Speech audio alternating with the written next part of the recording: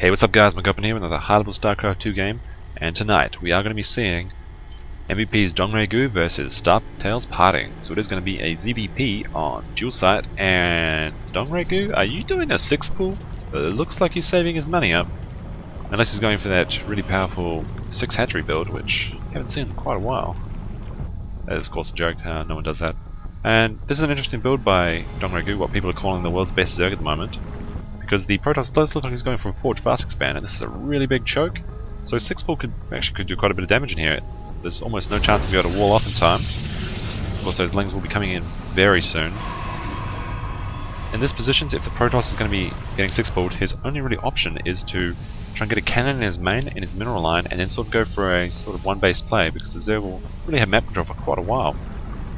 So you see that spawning pool is about halfway complete, and the probe is going to scout it, so he's going to have time to repair, but it should be interesting to see what's he going to do. Is he going to panic, or is he going to play it safe?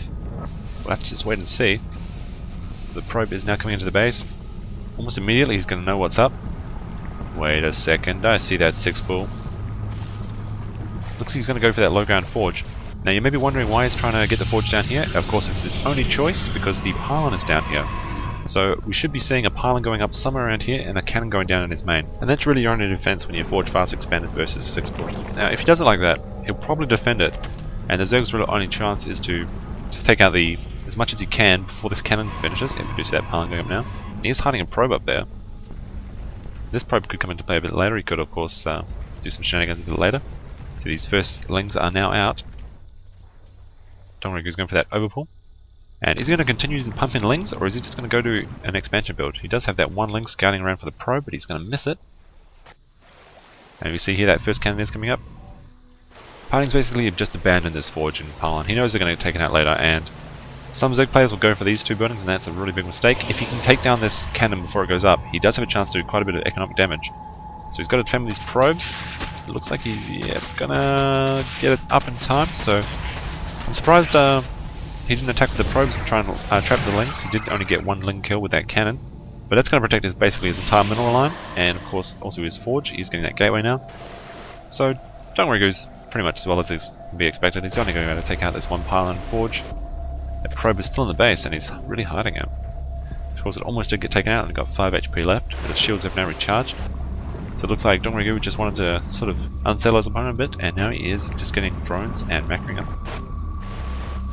And I'm surprised that DongRaeGu didn't go for these a bit sooner. He could have supply blocked the Protoss and stopped probe production for a bit. The forge is now up, and of course the Summoning Score is coming up, so it should be either a 3-gate expo or maybe a 4-gate to counter, since the Zerg is going to have to catch up a bit. Of course you don't really see 4-gates very much these days, but when you've been 6 pulled and the opponent goes into something like a expansion or a macro build, then of course you can try and do a bit of damage. It does now supply block that Protoss player, and wow, that waterfall is really loud. I haven't noticed that before. So we do see that the Zerg player is going for the hatch first, so I might just transition to a standard game from here.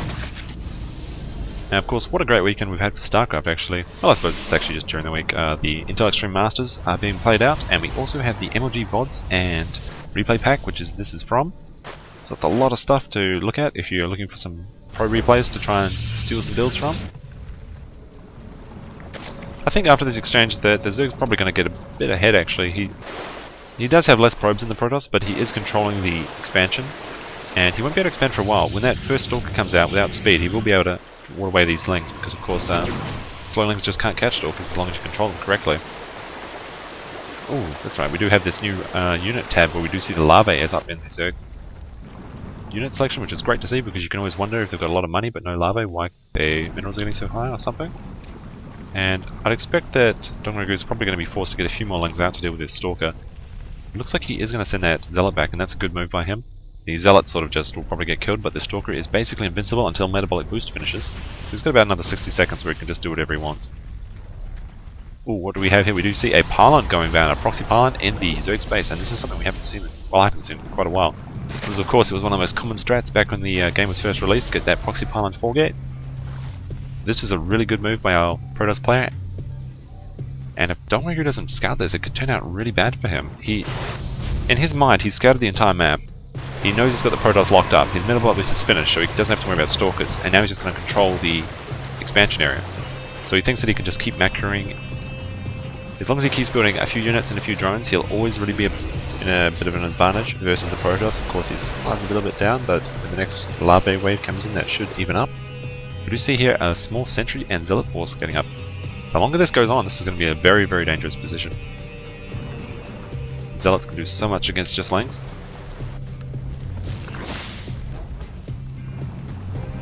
So he is getting out more lings now, and the lings are heading out of space, and if only he went up there, if only that overlord or something was coming out. And those lings moving on the base is just the exact worst possible time for DongRaeGu. There goes the force field, and with that force field down, the lings will not be able to go into base, and now those sentries will be able to force field basically indefinitely, and it's just going to be 4 zealots. He needs to put his drones and deal with that queen. He's not going to, the queen goes down, and all those drones are going to get killed. Basically no chance of DongRaeGu recovering from this. And just goes to show, even if you're one of the best Zergs in the world, if you don't scout your base for those proxy pylons, you can lose. Bit of a quick game, but hope you guys enjoyed it, and thanks for watching.